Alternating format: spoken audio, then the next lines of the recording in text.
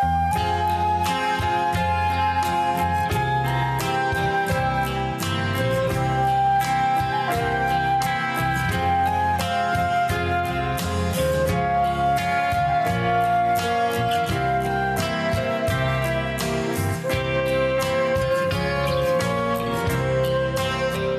bonjour les filles, Shalom Aleichem. Et le précédent cours, nous avons parlé du cadeau de la maman au début de la vie, qu'est-ce qu'elle pouvait donner. C'était un conduit, ça reste un conduit très important pour toute la pensée divine, tout le flux divin qui vient à l'homme dans sa pensée, et ainsi qu'elle construit sa personnalité, son approche à Akadosh Baruch Hu, et donc son apport est extrêmement important. Et surtout, au tout début, vraiment au début de la vie. L'enfant grandit, l'enfant essaye d'avoir sa personnalité, il se forge ses qualités, ses défauts, tout ça, et puis arrive le moment de se marier. Et alors, il y a un relais. La femme, la maman, va passer le flambeau maintenant à la femme. Et c'est la femme qui va être ce conduit spirituel, cet apport spirituel continu, constant, dont l'homme a besoin, malgré elle, de façon automatique. À partir de la Neshama, donc la Neshama avec la Neshama. C'est comme ça que, c'est-à-dire ça passe. Et si ça ne marche pas, et si la maman n'est pas d'accord, et si la belle-fille, elle aussi, elle a ses problèmes, eh bien il y a problème. Le premier qui va en pâtir, c'est le mari. Alors lui, il a un problème. Mais comme je vous ai dit, dans le cours précédent, Akadosh Baruch Hu, ça c'est le tracé, la nature, le potentiel. Comment Akadosh Baruch Hu, il a créé le monde, l'homme, la femme, les êtres humains, etc. Mais il y a toujours ce qu'on appelle les petites routes. Akadosh Baruch Hu trouvera les moyens pour contourner, amener à l'homme ce qu'il demande ou ce qu'il mérite, lui enlever ce qu'il ne mérite pas, et elle aura perdu. Elle aura perdu et ce sera difficile. Parce que lorsqu'on va contre la nature, ça représente beaucoup d'épreuves, beaucoup de difficultés. Bon, la femme, il est écrit dans le verset dans Bereshit, Alken Yaazov ish et aviv et imo ve davak beishto ve'ayu lebasar echad. C'est pourquoi. C'est-à-dire, Hachem a construit ainsi la femme et l'homme et la femme. C'est pourquoi l'homme quittera son père et sa mère, il s'unira à sa femme et ils feront une seule chair. Dit Rashi sur ce passouk, il s'unira à sa femme et pas la femme d'un autre. De là, l'interdit de l'adultère, et même pour l'égoïme, pour toute l'humanité. C'est l'explication de Rashi. Il y aura ici une union avec sa femme. Et Ramban d'expliquer quelque chose de différent un petit peu, en disant que, au contraire, à l'opposé des animaux, l'homme se trouvera tellement proche, il sentira tellement proche de sa femme, il désire qu'elle soit à côté de lui, il sent que sa femme lui est plus proche que ses parents. Et oui, maman, il faut que tu t'habitues et que tu saches que quand tu as eu un enfant, une fille, un garçon, ce n'est que jusqu'à cette période où c'est qu'il va se marier. Quoi ça veut dire ce n'est que? C'est sûr que la Torah, elle ordonne, elle demande, elle exige le kiboud avahem jusqu'à la fin de la vie et après la vie. Ça n'a pas de rapport avec ce qu'on est en train d'expliquer. On est en train d'expliquer par rapport à l'influence, par rapport à l'impact. Ça, c'est différent.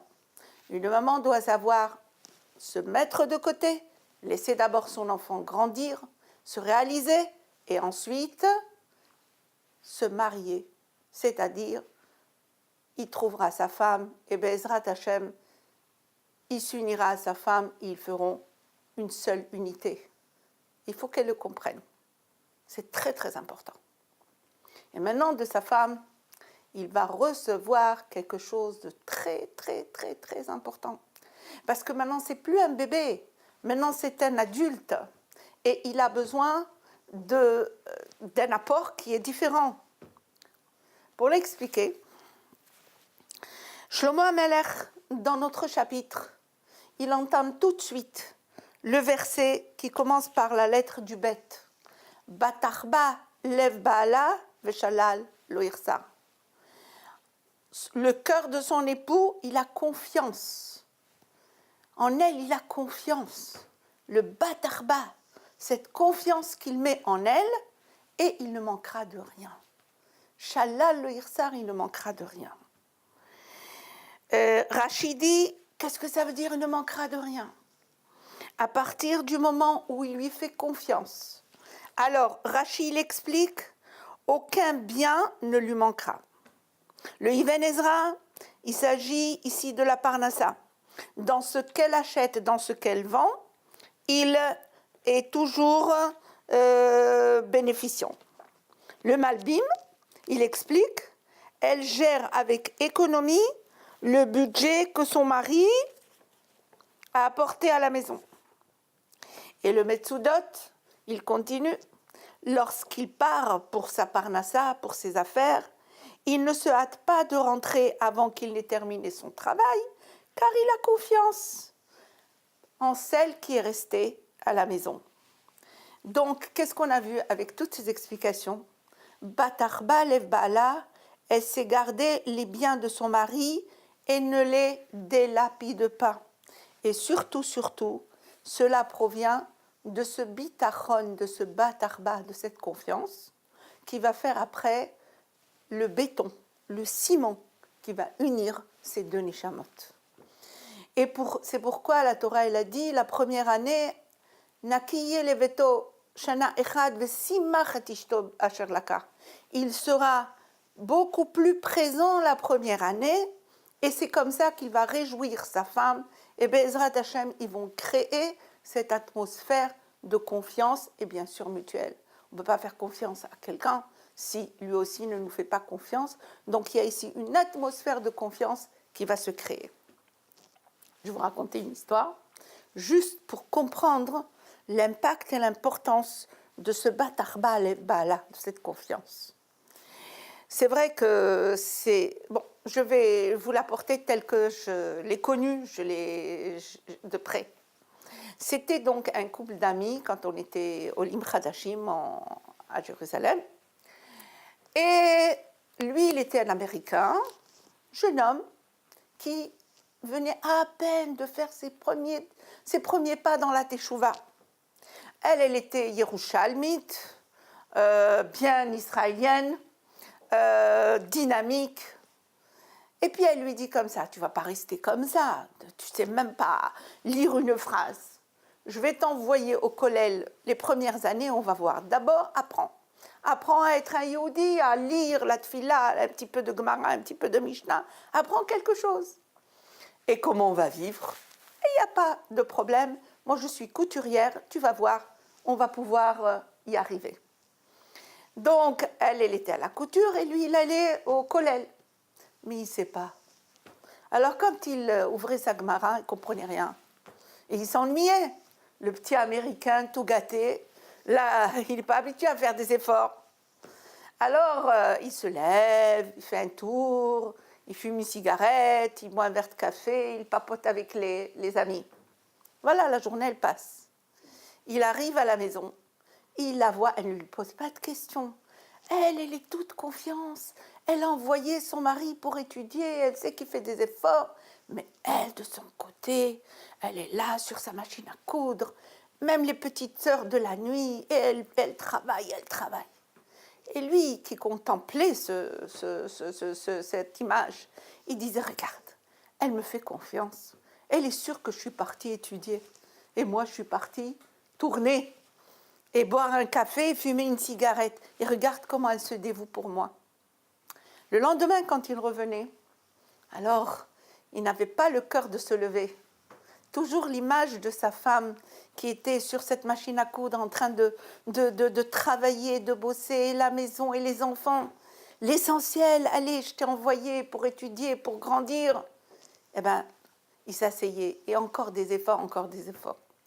Non seulement qu'il est devenu un petit rabbin, mais plus que ça, moi, nous l'avons rencontré assis sur un beau siège de Menahel, de directeur. Il dirigeait le grand bâtiment pour préparer tous les rabbanim séfarades Angola. C'est-à-dire dans le monde entier, quand il y a une communauté qui demande un rabbin, etc., etc., lui, il avait construit cet établissement. Et c'était devenu Baruch Hashem Talmid Chacham. Elle a eu des enfants Talmid Chachamim, des enfants extraordinaires. Et tout ça, ça crée quoi? Qu'est-ce qu'il a fait? Il m'a dit, tu vois, si je suis ce que je suis, c'est grâce à ma femme. Elle m'a fait confiance. Je suis sûre que si elle me posait les questions, elle fouinait. Attends, ça vaut la peine tout ce que je me suis en train de m'efforcer? Est-ce que vraiment toi tu étudies? Est-ce que tu es à la hauteur de mon dévouement? Elle n'a pas posé de questions. Elle avait confiance en lui. Et justement, c'est par cette confiance qu'il a été construit. Donc, il ne lui manque rien. Batarba, lève bala, jalal wirsa. Combien elle est importante, cette confiance. Sans ce sentiment de confiance, on ne peut pas. On ne peut pas construire une famille. On ne peut pas construire un shalom comme il faut. Alors, pour ça, mes chers amis, on va faire une étude de texte. On va étudier, on va comparer entre deux personnages féminins.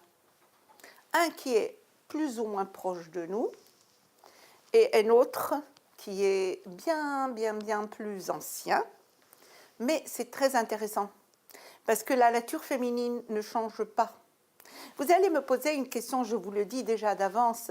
Attends, ce que tu es en train de nous décrire et le message que tu es en train de nous faire passer, mais il n'est tellement pas actuel. Nous sommes dans un autre monde. Mes chères filles, je suis consciente. Et je suis avec vous. Et je parle à vous, pour vous. Mais seulement voilà, il faut qu'on se concentre d'abord sur le potentiel qu'Akadosh Baruch Hu, il a créé en nous. Comment, dans quel but ce programme divin? Comment ce programme divin, il amène justement au shalom qui va perdurer, au couple comme il faut. Donc, nous devons l'étudier. On doit étudier d'abord une nature. Ensuite, il y a eu chaque génération. Comment elle a réagi? Comment elle a tourné les choses? Ok, il y a aussi notre génération. Mais ce modèle-là, il est éternel. C'est les écrits saints. C'est la Torah Akdosha. Ça, il fut, il est et il sera. Donc, on doit comprendre comment on peut rattraper, comment on peut adapter. Je suis d'accord avec vous. C'est pourquoi on va d'abord étudier le message, on va le comprendre, et ensuite on aura toujours, et vous aurez toujours la possibilité, d'abord de poser vos questions. À la fin de chaque intervention, vous avez la possibilité de m'écrire, de poser votre question avec beaucoup de bonne volonté, et de votre part et de la mienne. On essayera d'avancer, on essayera de répondre dans la mesure des possibilités. Quand c'est confidentiel, ajoutez le mot confidentiel, il n'y a aucun problème. Et on va se mettre au travail. De plus, vous aurez toujours, Bezrat Hashem, ou Bli Neder, la possibilité de passer de cette intervention qui est l'étude, par rapport à ce que Shlomo Amelech nous a enseigné, et un débat, et une réponse, et une question importante. On aura toujours la possibilité, mais on va séparer les choses. Nous sommes maintenant dans l'étude.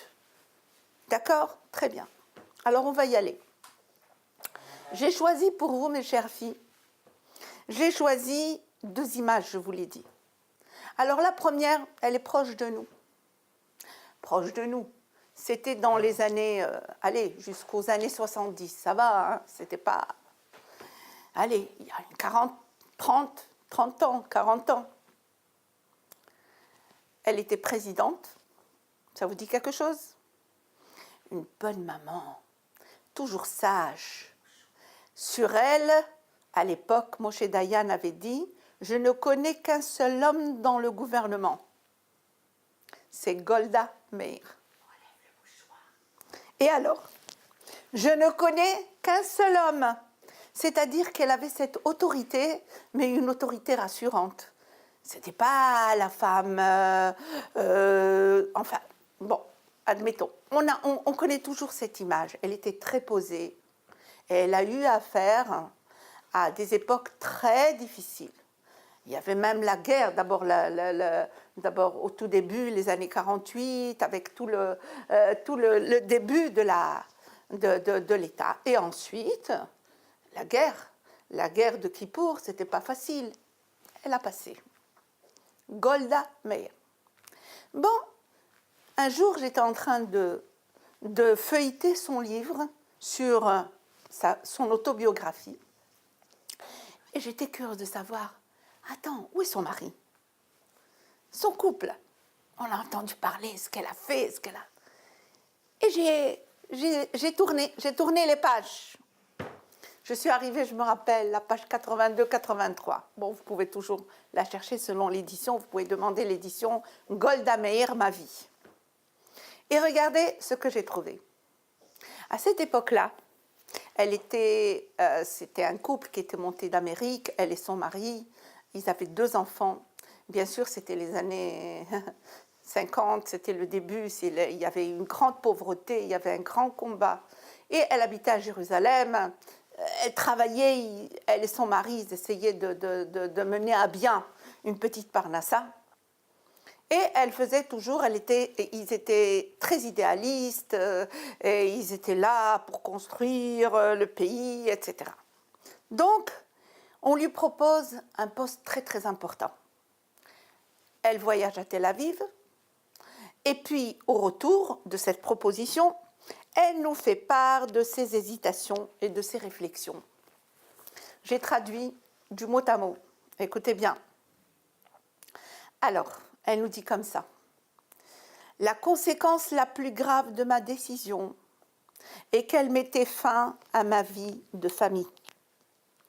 Et bien que cette pensée me faisait peur et que j'étais encore loin de reconnaître, même envers moi-même, que j'ai échoué. Pendant ces 4 dernières années à Jérusalem, j'ai compris, mon mariage fut un échec. Le problème n'était pas que Maurice, c'est-à-dire son mari, ne me comprenait pas. Au contraire, il me comprenait trop bien. Il savait qu'il ne pouvait pas me changer. Je devais être ce que je suis. Il restait toujours une partie de ma vie, et surtout de la vie des enfants. Les liens avec Sarah et Menachem et Maurice, Sarah et Menachem c'est les enfants, Maurice c'est le mari, sont restés toujours très forts. Il l'admirait, le voyait souvent. Il avait beaucoup à leur donner, comme ce qu'il m'a donné d'ailleurs. Et elle continue à le décrire. Il était un père merveilleux, même après notre séparation. Il leur achetait des livres, leur faisait la lecture, avec beaucoup de douceur, avec la chaleur qui lui était caractéristique. À l'extérieur, il semblait un homme raté, mais en vérité, sa vie intérieure était très riche, beaucoup plus riche que la mienne, malgré toutes mes activités intenses. Il a partagé avec bonté, avec ses amis proches, sa famille et surtout ses enfants. C'est tout ce qu'elle a raconté. Mais ça suffit. Ils ne se sont pas disputés, ils ne sont pas fâchés. C'était des gens bien. Ils s'admiraient, ils s'estimaient. Elle savait reconnaître sa valeur. Elle savait reconnaître sa richesse. Alors pourquoi quitter? Pourquoi partir? Je sais, je suis certaine, vous comme moi, vous avez des réponses. Vous avez compris qu'il y avait ici une problématique par rapport à la femme moderne. Un problématique, ça ne veut pas dire une culpabilité, non. Je ne suis pas du tout dans ce sens-là. Mais nous sommes devant un grand dilemme. Je suis d'accord et je le laisse au cours à côté, au débat. Mais pour pouvoir continuer la réflexion, permettez-moi cette fois-ci d'arriver à une autre image. Une autre image. J'ai été la chercher dans les écrits saints, dans le livre de Shoftim. Celle-ci, c'est, attendez, quelque chose comme 3000 ans avant, hein, donc ça va, on a le temps. Celle-ci, elle était juge. Assez unique, hein. On n'a pas encore entendu de juge, c'était pratiquement comme la présidente. C'est importante. Elle aussi, elle a fait une guerre très, très, très importante. La guerre contre Sisera. Et elle aussi, on raconte sur son mari. Alors venons, nous allons la voir dans son couple. Très bien. Alors, le livre des juges, chapitre 4. Voilà l'entrée en scène de qui? De Déborah. Or, Déborah, je vous lis le verset, une prophétesse, femme de Lapidote, gouvernait Israël à cette époque. Regardez comment on nous la présente, on nous dit tout, dès le premier verset. Elle était prophétesse, c'est d'ailleurs comme ça qu'elle jugeait. C'est par prophétie qu'elle jugeait entre ceux qui venaient demander un jugement. Voilà. Donc, or Déborah, une prophétesse, femme de Lapidote. Femme de Lapidote. Vous voyez, après, on va chercher pendant toute l'histoire de Déborah, on ne retrouve plus ce nom. On retrouvera d'autres noms, mais on ne retrouvera plus Lapidote. Donc ici, l'entrée en scène, dès le début, comment on nous la présente? Attention, elle est prophétesse, elle est femme de Lapidote, et elle gouvernait Israël à cette époque. Et là, on va continuer avec des détails. Elle siégeait au pied du palmier de Déborah. Tomer Déborah, ça vous dit quelque chose? Le palmier de Déborah. Entre Rama et Bethel, dans la montagne d'Éphraïm. Et c'est à elle que les Bnei Israël s'adressaient pour obtenir justice. On nous dit pourquoi le palmier? Pourquoi nous signaler que c'était entre Rama et Bethel? Eh bien, c'est bien simple. Comme elle était très aimée, comme du côté, c'est-à-dire il y a toujours cette autorité maternelle rassurante qu'on a parfois, dont on a parfois vraiment besoin. Et elle était donc cette juge avec beaucoup de douceur, avec beaucoup d'écoute. Féminin, hein? Elle n'a pas cherché à être autre chose. Elle a cherché à être elle-même. Vous savez, parfois, on nous dit toujours, si tu as un jugement, prie pour ne pas tomber sur une juge femme. Et si tu as un PV, prie pour que tu ne pas tomber sur une policière femme.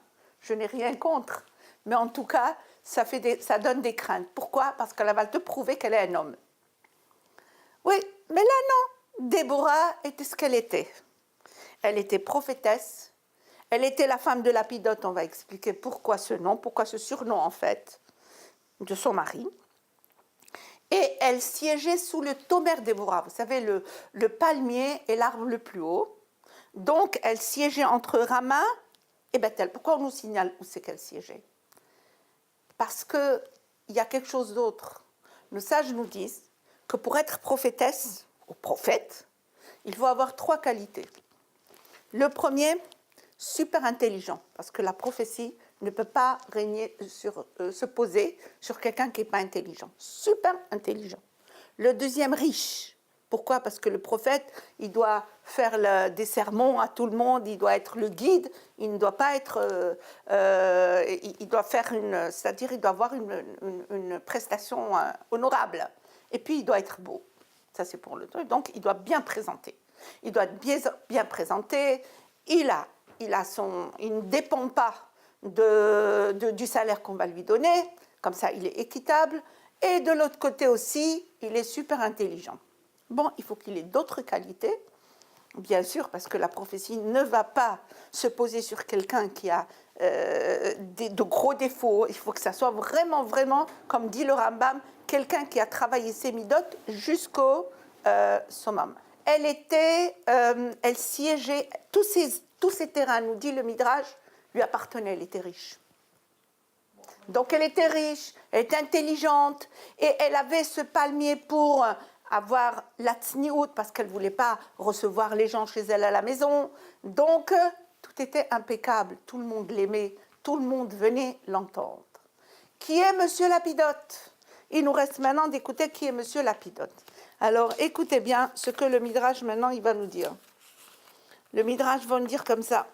Me'idani alay tashamayim vetaretz, ben Israël, ben Akum, ben Ish, ben Isha, ben Eved, ben Shifra, hakol lefi ha'maaseh shehu oseh karuach hakodesh shora alav. Alors, je prends en témoin le ciel et la terre, que quel que soit l'homme, qu'il soit ben Israël ou non, qu'il soit homme ou femme, quel que soit son statut social, tout dépend de son mérite pour qu'il ait le roi HaKodesh, c'est-à-dire pour qu'il puisse parler au nom d'Hachem.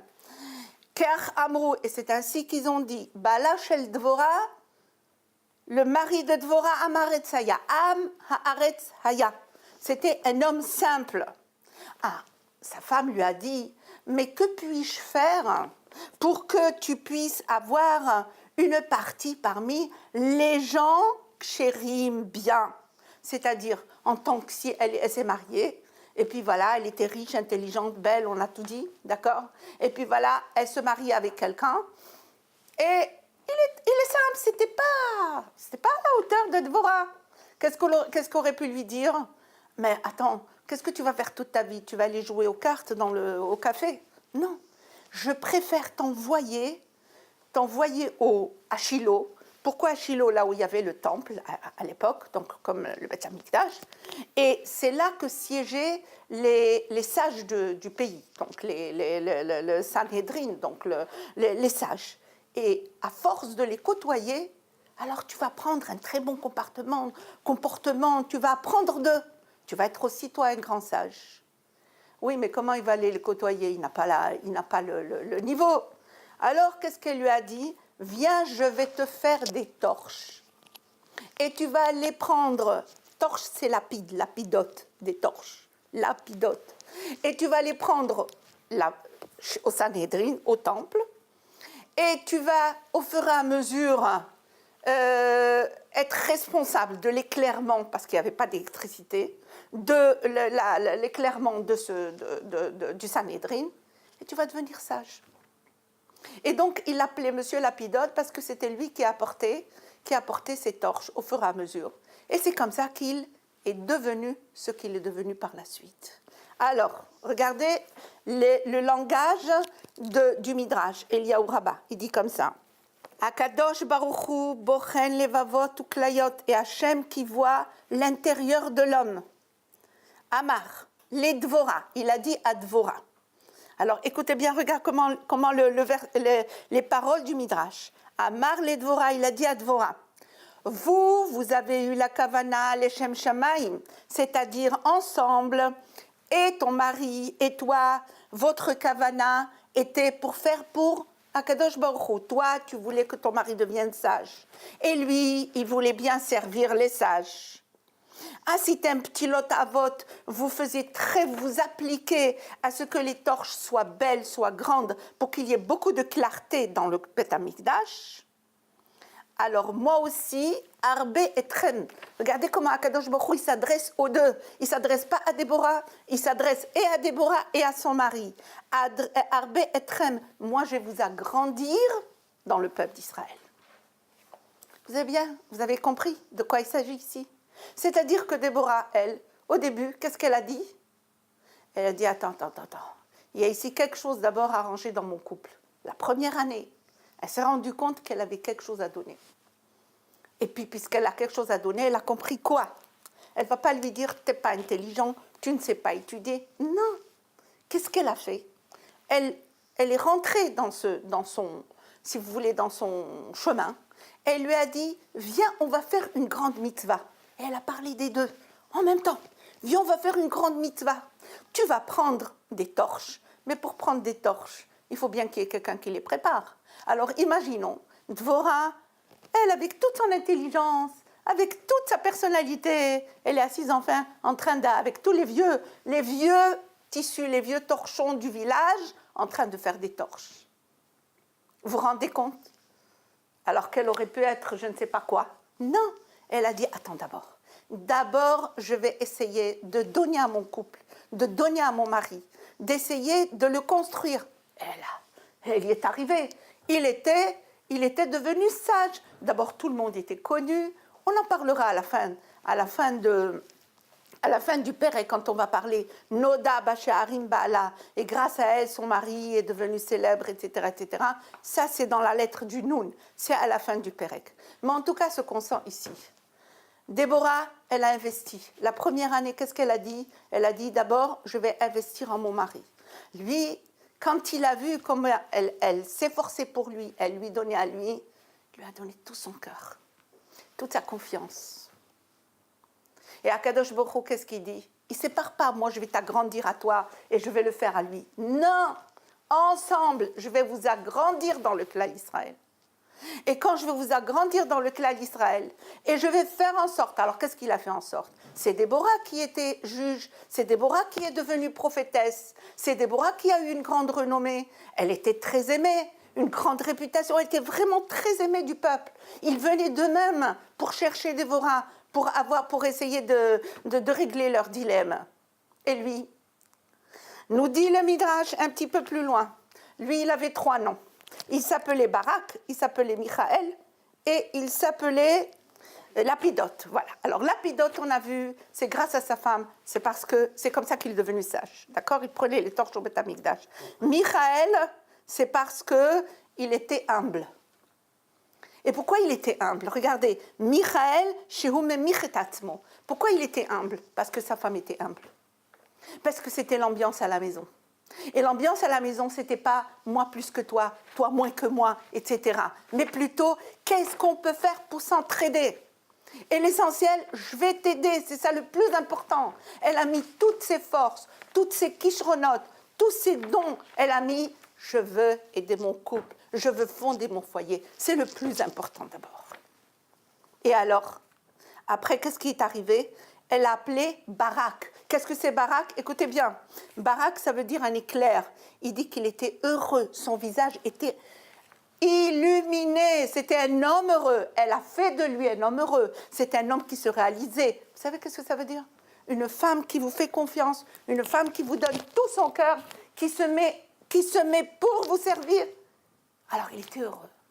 Et lui, quand il y a eu la guerre, et qu'il y a eu une grosse guerre, une très grosse guerre, eh bien, on a choisi Barak et Déborah. Alors, qu'est-ce qu'il a dit, Barak?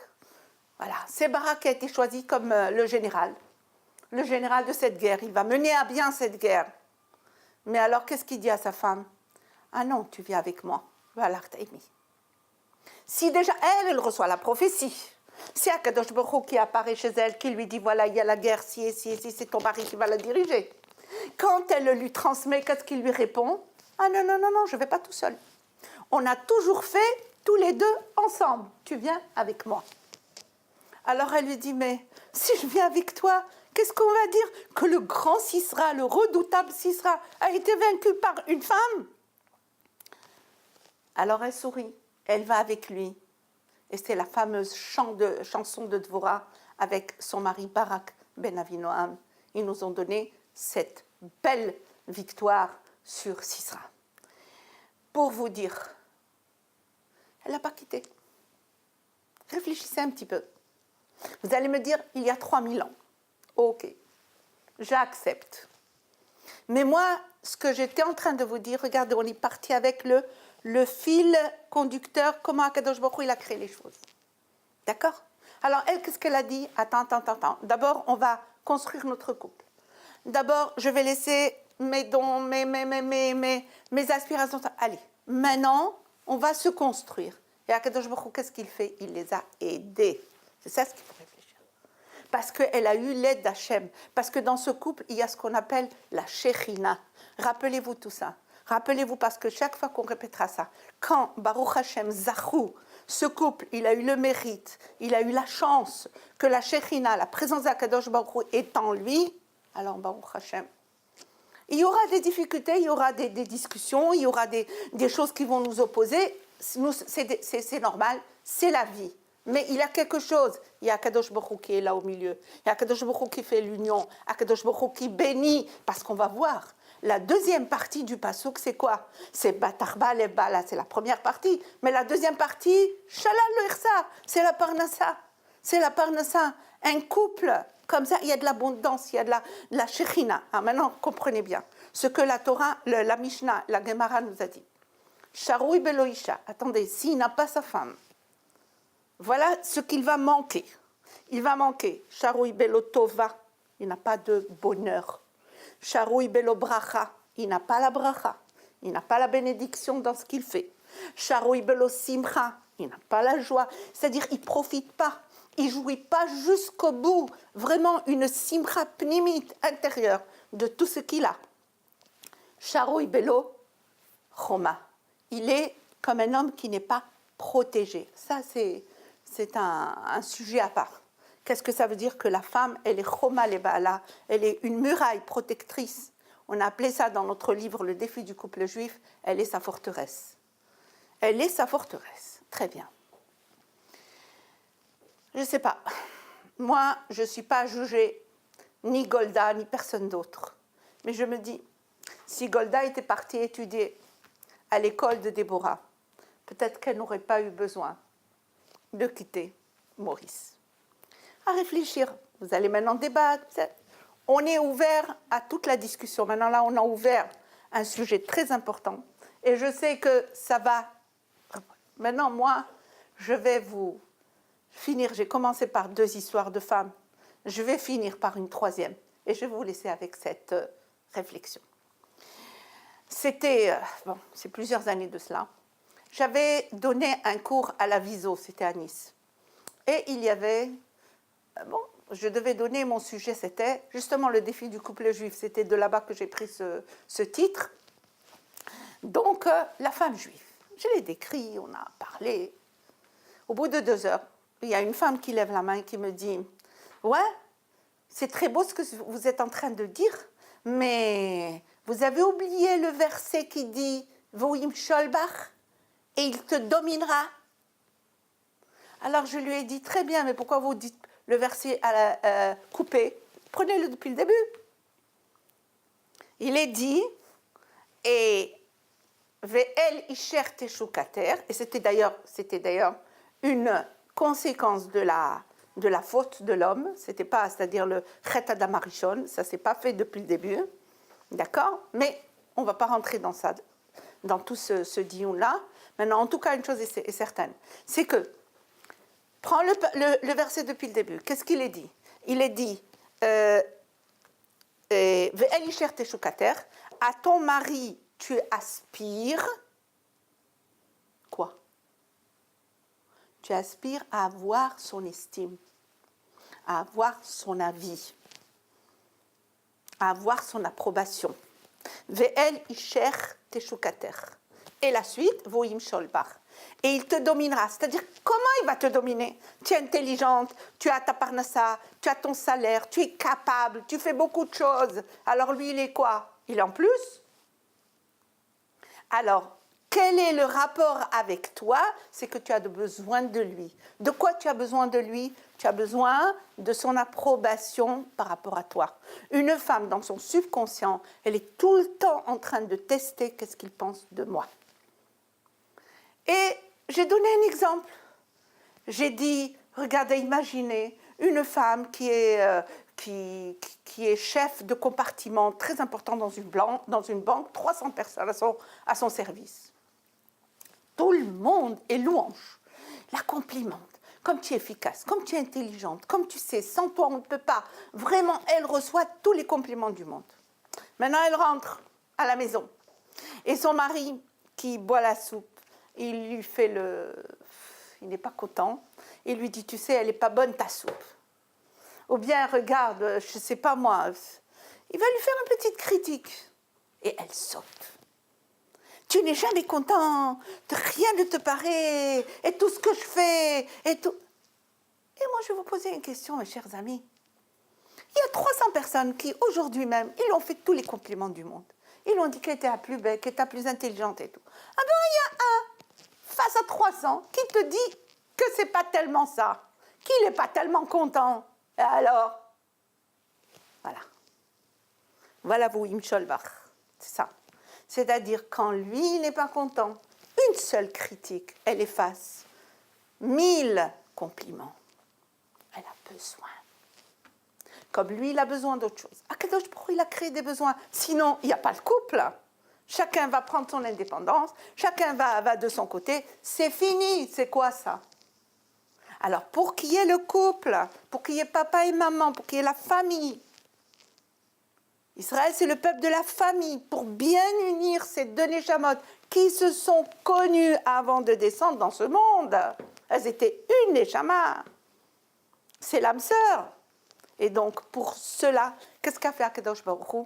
Il a fait que l'un a besoin de l'autre et que chez chacun, il y a un manque que seul l'autre peut combler. J'ai toujours dit aux mamans, je leur ai dit une chose, aux femmes, je leur ai dit une chose, fais attention, ne coupe pas l'arbre sur lequel tu vas t'appuyer. Parce que tu as besoin de t'appuyer sur cet arbre. Tu vas en avoir besoin. Tu ne peux pas être seule et vivre seule à toi toute seule. Non, peut-être que tu te... Bon, c'est... Ok, je suis d'accord avec vous, on va laisser ça pour le débat. Mais une chose est certaine, voilà, une chose est certaine, c'est que Akadosh Baruch Hu a créé tout ce qu'il a créé, c'est pour le Shalom Bayit. Et le Shalom Bayit, il commence quoi? Il commence par Bat Arba le Bala, Veshala lo Irsar. Voilà.